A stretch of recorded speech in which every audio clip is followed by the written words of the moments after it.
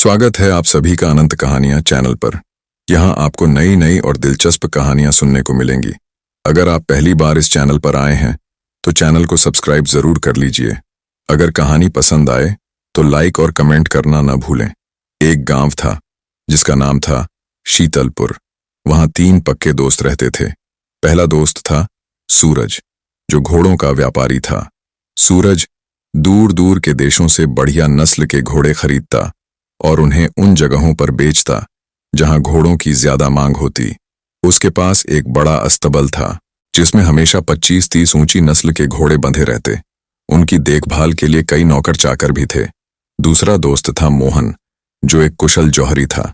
उसे हीरे जवाहरात और मोतियों की बहुत अच्छी समझ थी। वह भी अपने काम के सिलसिले में अक्सर विदेश यात्रा पर जाता। मोहन गांव का मुखिया भी था, इसलिए लोग अपने झगड़े सुलझाने के लिए अक्सर उसके पास आते। उसकी समझदारी और बुद्धिमानी के कारण पूरा गांव उसकी इज्जत करता था। तीसरा दोस्त था राजेश। राजेश एक किसान परिवार से था, लेकिन उसकी दिमागी समझ और व्यवहार ने उसे गांव में एक सम्मानित व्यक्ति बना दिया। ये तीनों अपने अपने काम में व्यस्त रहते थे, लेकिन समय मिलते ही एक दूसरे से मिलते और सुख दुख साझा करते। एक दिन तीनों दोस्त राजेश के घर पर मिले। बातचीत के दौरान राजेश ने कहा, दोस्तों, अगले महीने से कार्तिक मास शुरू होने वाला है। मेरा मानना है कि हमें इस पवित्र महीने में तीर्थ यात्रा के लिए जाना चाहिए।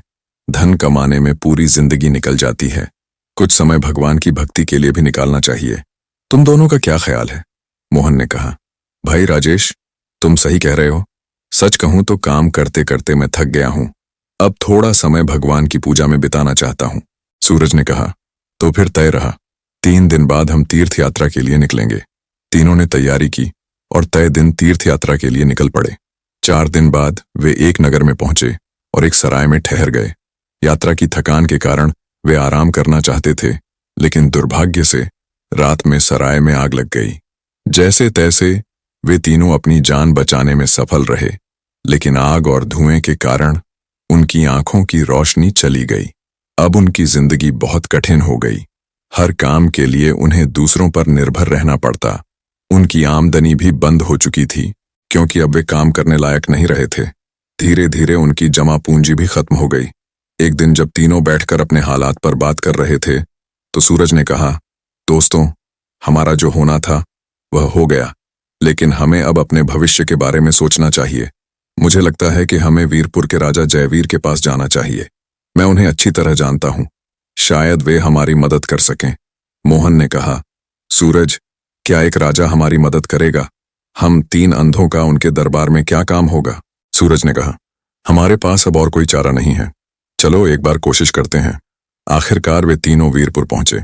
राजा जयवीर ने सूरज को पहचान लिया और उसकी पूरी बात सुनी। राजा ने उनकी स्थिति पर तरस खाया और पूछा, तुम तीनों मेरे लिए क्या कर सकते हो?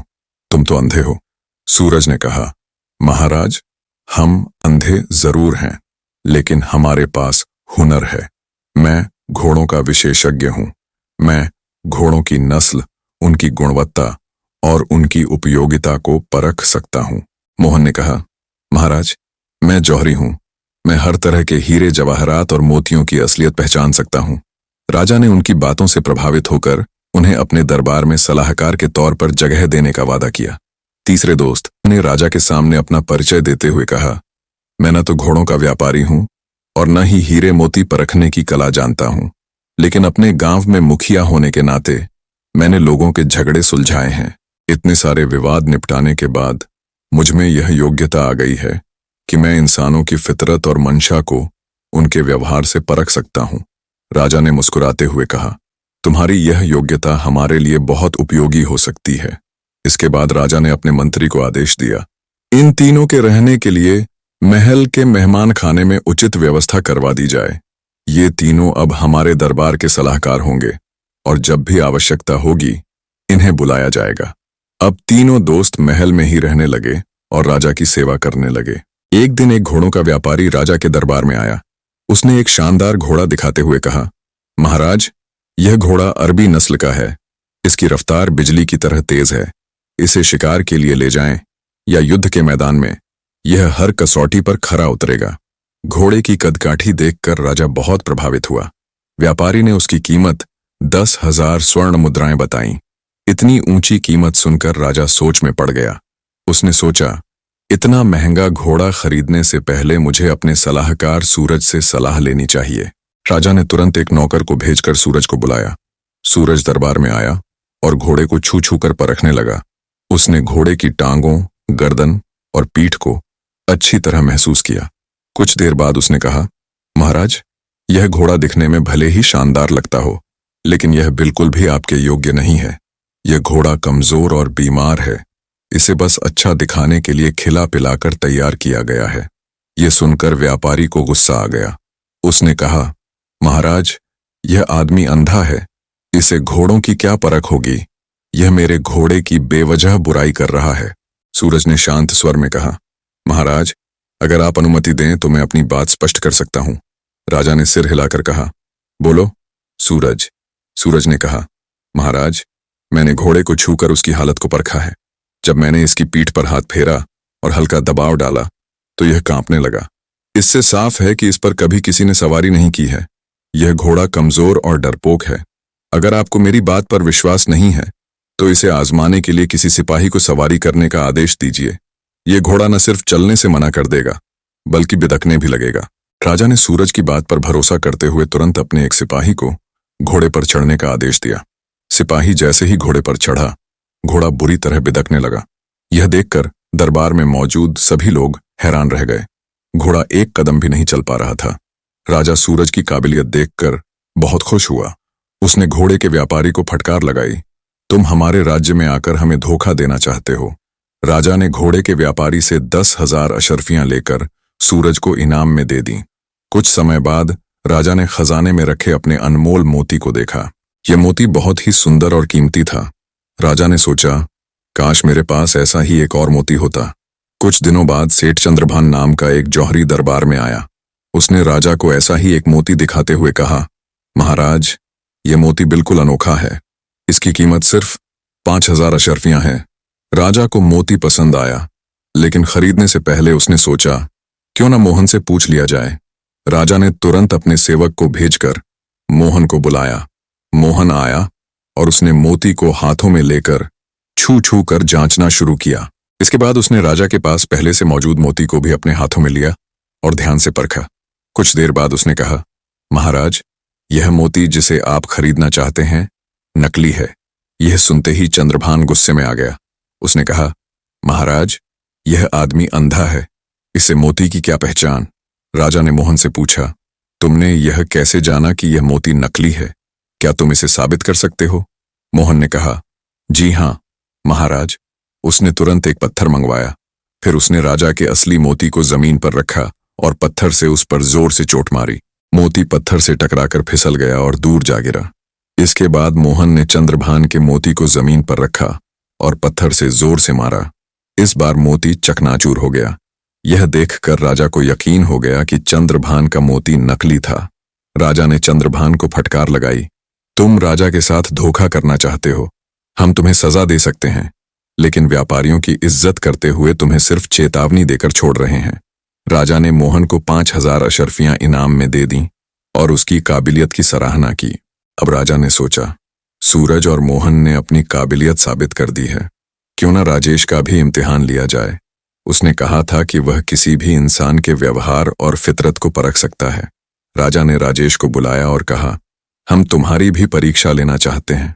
तुमने कहा था कि किसी भी स्त्री या पुरुष के स्वभाव को पहचान सकते हो। मैं चाहता हूं कि तुम हमारी महारानी के बारे में कुछ बताओ। राजेश ने सहमति जताई और कहा, ठीक है महाराज, इसके लिए महारानी को यहां बुलाना होगा। राजा ने दासी को भेजा और महारानी को बुलाने के लिए कहा। दासी महारानी के पास पहुंची, लेकिन महारानी ने जवाब दिया, मैं अभी मुंह धो रही हूं। दासी कुछ देर बाद फिर गई। इस बार महारानी ने कहा, मैं अभी श्रृंगार कर रही हूं। दासी तीसरी बार महारानी के पास गई। महारानी ने कहा, मैं अभी कपड़े बदल रही हूं। चौथी बार जब दासी महारानी के पास गई तो महारानी ने कहा, मैं अभी बाल बना रही हूं। दरबार में रानी को बुलाने के कई प्रयास किए गए।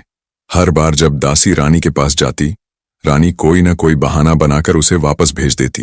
यह सिलसिला चलता रहा और रानी राजेश के सामने आने से लगातार कतराती रही। यह देखकर राजेश ने राजा से कहा, महाराज, रानी जी के इस व्यवहार से मुझे यह संदेह हो रहा है कि वे किसी बड़े खानदान की नहीं हैं। मुझे लगता है कि वे पहले किसी राजा के यहाँ दासी रही होंगी।